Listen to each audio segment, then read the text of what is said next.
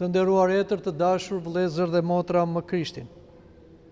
Në kalendarin liturgjik kemi hyrë në të dielën e dytë të triodit, pra kemi hyrë në atë periudhë të bekuar të vitit liturgjikal, ku ne po përgatitemi çdo të diel për të hyrë në kreshmat e mëdha dhe pastaj për të arritur në javën e madhe të mësimeve që kulmon me të premten e madhe dhe pastaj të kalojmë në ngjalljen e Krishtit. Është një periudhë e gjatë, relativisht, që duhet të përgatitemi çdo të diel. Dhe kisha na ka vendosur çdo të diel të triodit disa pjesë shumë të spikatura të ungjillit, të parabolave të Krishtit. Dhe sot, siç e keni dëgjuar, që quhet dhe e diela e djalit prangprishës, lexohet nga kisha kjo parabol, një nga parabolat unikale, madje sipas etërve të kishës, nëse nuk do ekzistonte ungjilli, po do mjaftonte vetëm kjo parabol, ishte e mjaftueshme që njerëzit ta mësonin mesazhin e ungjillit. Por çfarë na thuhet atje? Që djali i vogël iku larg atit dhe bëri një jetë plangprisi. Një jetë që e prishi pasurinë e tij me lavira. Nuk do flasim për djalin plangprishës, por do flasim për diçka tjetër që na i trajton apostulli Pavli, për mëkatin e djalit plangprishës, që është një mëkat konkret, që quhet kurvëri. Lexoni çfarë na thot apostulli Pavli sot. Të gjitha më lejohen, por jo të gjitha sjellin dobi. Të gjitha më lejohen, por nuk sondohem për ndonjë gjëje. Gjellët janë për barkut dhe barku për gjellët, por Perëndia edhe këtë, edhe atë do ta prish. Por trupi nuk është për kurvërinë, por për Zotin dhe Zoti për trupin. Dhe Perëndia e ngjalli Zotin dhe ne do ta ngjall me anë të fuqisë së Tij. A nuk e dini se trupat tuaj janë gjymtyr të Krishtit? Të marr pra unë gjymtyrët e Krishtit e t'i bëj gjymtyr lavireje, qoftë të larg. A nuk e dini se ai që bashkohet me lavirën është një trup me të, sepse do të jenë thonë të dy një mish. Por ai që bashkohet me Zotin është një shpirt me atë. Largohuni kurvërisë. Çdo mëkat që bën njeriu është i jashtë trupit, por ai që kurvëron mëkaton në trupin e vet.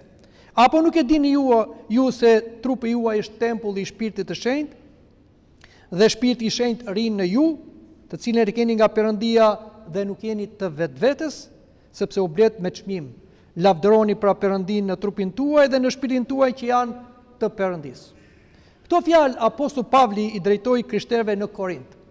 Korinti ishte një nga vendet më të degeneruara të asaj kohe, ku u krijua dhe një komunitet i krishterë, nga paganët të cilët kishin një liri seksuale, ashtu siç është dhe bota sot, një botë panseksuale, ku seksualiteti është bërë qëllim në vetvete.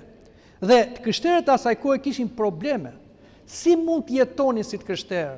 Do të vazhdonin në lirinë e tyre seksuale, pra që mos jepnin rëndësi bashkimit trupor, apo do të ishin në ligje të tjera.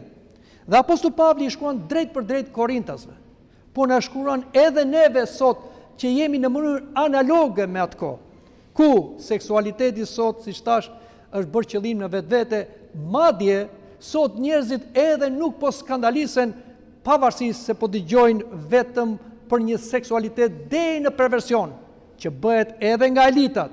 Dhe e keqja është se po na krijohet ideja se kjo është diçka normale.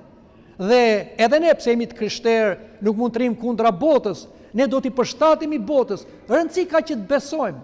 Madje ka edhe rrëfime të krishtera jo ortodokse që thonë mjafton të besosh, bë çfarë duash, po besove, shpëtove, aleluja. Kujdes. Jo, është një mashtrim. Shikoni çfarë thot apostulli dhe le të marrim disa pika, aq sa na lejohet sipas kohës. Të gjitha më lejohen, por jo të gjitha mos sjellin dobi. Jemi të lirë edhe në seksualitetin. Seksualiteti është një dhuratë nga Perëndia. Nuk është mëkat ta përdorësh seksualitetin, as të diskutosh për atë, por mëkat është ta shpërdorosh, ashtu si shpërdorohet edhe ushqimi i tepërt, edhe uji i tepërt, edhe gjumi i tepërt, të gjitha edhe pse janë jetike, kur ato shpërdorohen, ato bëhen të dëmshme. Aq më tepër dhe seksualiteti, kur ai shpërdorohet dhe nuk e përmbush qëllimin dhe mënyrën dhe vendin si e ka caktuar Perëndia, ai që e lejoi seksualitetin, patjetër që ky është një mëkat dhe nuk justifikohet. Madje është një mëkat shumë i rëndë. Shikoni çfarë na thot shenjtorët. Shë Maksim Rëfysi. Ai që sunduhet nga kënaqësia edhe pse duket i lirë është rob i saj. Do me thënë, një seksualitet pa limite, qëllim në vetvete, edhe kur është dhe brenda martesës, po pa përmbushur qëllimin është mëkat. Prandaj keni kujdes. Një marrëdhënie seksuale, edhe një çift të martuar, të bekuar në kishë, pa dashuri, pa qëllim, prapë është abuzim, prapë është gabim, prapë është rënje, prapë është një mëkat. Por diçka më tepër, më shumë akoma. Apostol Pavli hyn në thelb të çështjes. Trupi nuk është për kurvëri, por për Zotin. Trupi ynë është i krijuar nga Perëndia me instiktet e veta dhe një ndër to është instinkti seksual. Për një qëllim shumë të lartë që të riprollohet raca njerëzore. Të gjithë ne kemi ardhur nga seksualiteti, i bekuar.